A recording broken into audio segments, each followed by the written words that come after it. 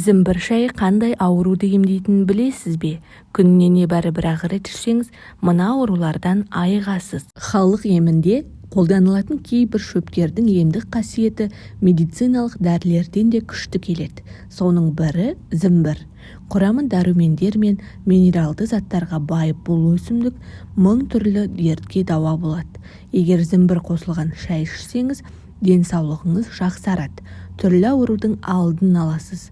Өзіңізді сергек әрі қуатты сезінесіз. Зімбір иммунитетті көтереді, бас ауруын қойдырады, етек келген кездегі ауырлықты басады, асқазан ішек жолдарының жұмысын реттейді, жүрек қан тамыр ауруларының алдын алады. Бұдан бөлек басқа да ауруларға шипа болатын қасиетке ие. Олай болса, видеоны соңына дейін қарап, каналға тіркеліп, лайк басып, жақындарыңызбен бөлісуді ұмытпаңыз. Сіздің болмашы ғана қадамыңыз бізді одан сайын пайдалы ақпарат жасауға шабыттандырады. Қант диабеті. Зімбірдің құрамындағы белсенді заттар қандағы инсулиннің деңгейін реттейді. Сондықтан да сізге күніне бір шыны зімбір қосылған шай ішуге кеңес береміз. Ұйқы безінің қабынуы. Ұйқы безі ауыратын науқастарға ең тиімді әрі пайдалы зімбір шайы екенін ескертеміз. Егер күніне жарты шыны зімбір шайын ішетін болсаңыз, ұйқы без ауруынан бір жолата құтыласыз.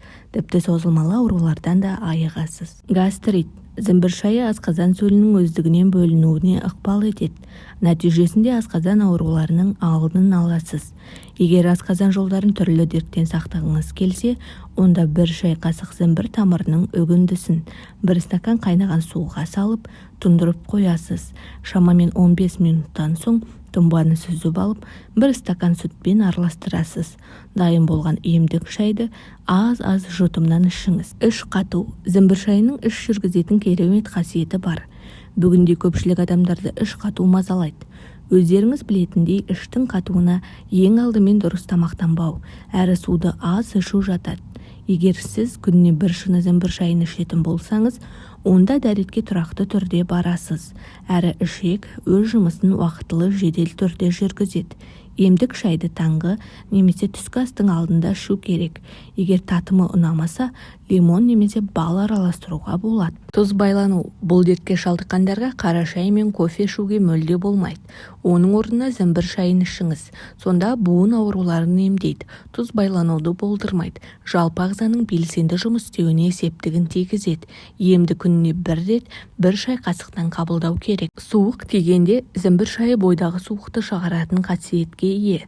Сонымен қатар қызуды түсіреді, ауырсынуды басады, терлетіп қақырықты түсіреді. Егер зімбір шайына бал, даршын, қалампыр, лимон, шырғанақ қосып ішсеңіз, ангинадан бір жолата құтыласыз. Құрметті көрермен, бүгінгі назарларыңызға ұсынған ақпарат пайдалы болса, жақындарыңызбен бөлісіп, каналға тіркелуді ұмытпаңыз.